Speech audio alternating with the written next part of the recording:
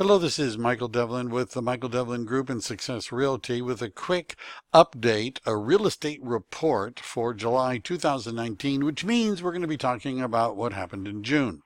The number of sales are down 16% for single-family homes, 22% condominiums, and 18% for townhomes. The number of sales by city is obviously down overall. There are some cities, however, where sales are actually up or about even.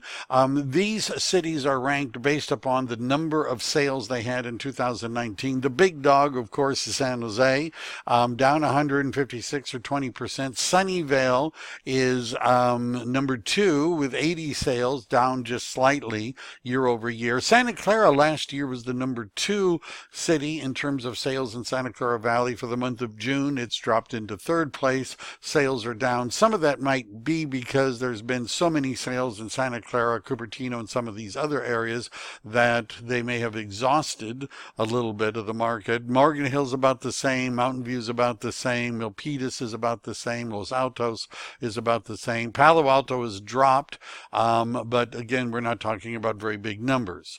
If we look at sales by price range, you can see that in the $600,000 to $800,000 price range, the number of sales are actually up, right, year over year, but then down pretty much overall, depending upon the price range, as is typical when the market starts to correct. The high-end areas tend to have a greater decrease in terms of sales.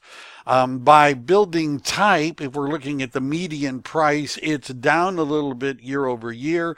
It's 1.3325 in June of 2019 for single family homes, 1.120 for townhomes, and 759,000 is the median price for condominiums. That's in June of 2019. How much did the seller get when they sold their home? If it was a single family home, on average, they got a little more than they were asking for, 1.70%. Now that's down year over year, but generally speaking, in a normal market, people generally don't get 100% of what they're asking for. They usually get a little bit less. So this is still strong evidence that the market is not completely turned, right?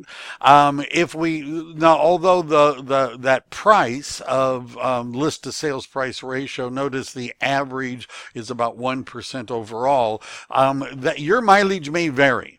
There is a house on First Street in Los Altos that was listed last month for $3,750,000. It sold for $4 million, which was over $580,000 more than they listed it for. They got 15% more than they were asking. There was also a property in Santa Clara that was listed for under $1 million and went for 1.3. They got $355,000 over what they were asking, and that's a 36% over list price. On the other side of the scale, there is a house in Palo Alto that was listed for $15 million, sold for $13 million, $2 million difference, or 13%. And there was a property in another one in Los Altos that was listed for $3.495 and sold for $3 million. That's 14% under the list price. So although the average is a little bit more, some people are getting a lot more, some people are getting a lot less. It all depends. Now, if we look at how much people are getting per square foot, you can see single family homes on average at $765, down 6%, down 7% for townhomes, and 9% for condominiums. Sometimes that's a more accurate indicator of the market than the median price, because we're looking, because size matters, right? We're looking at dollars per square foot. The months of inventory, right now we have 1.8 months of inventory for single family homes. What that means is if we stop putting homes on the market, how long would it take us to sell the ones that are already there? If we look at the current inventory and the sales in the last 30 days, that's 1.8 months, 2.4 for condominiums, which is a big increase year over year, and 2.5 months for townhomes, which is a big increase. That means inventory is up.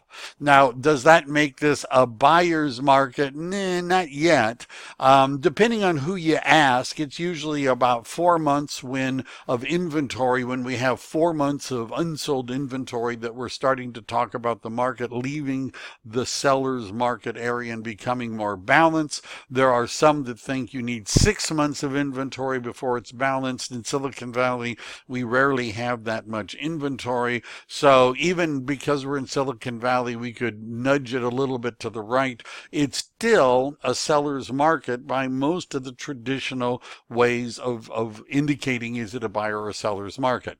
Months of inventory by city.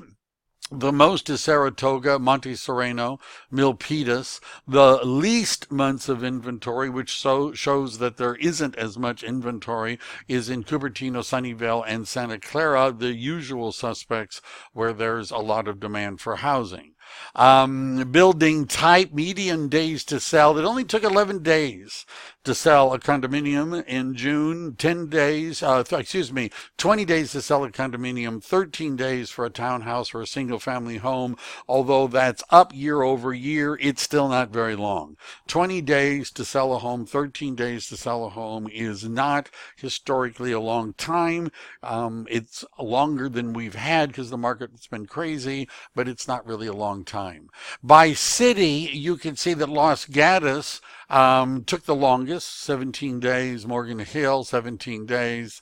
San Jose, 14 days. And you can see it does vary by city. Cupertino, Campbell, Sunnyvale still have homes are selling rather quickly there. That's my picture. I'm a real estate coach and consultant. If you're thinking about buying, selling, or investing in real estate and you'd like to know specifically what's going on in the market, reach out to me. If you're interested in getting into real estate, either as an agent or an investor, and you'd like more information on how to do that, give me a call. I would love to talk to you.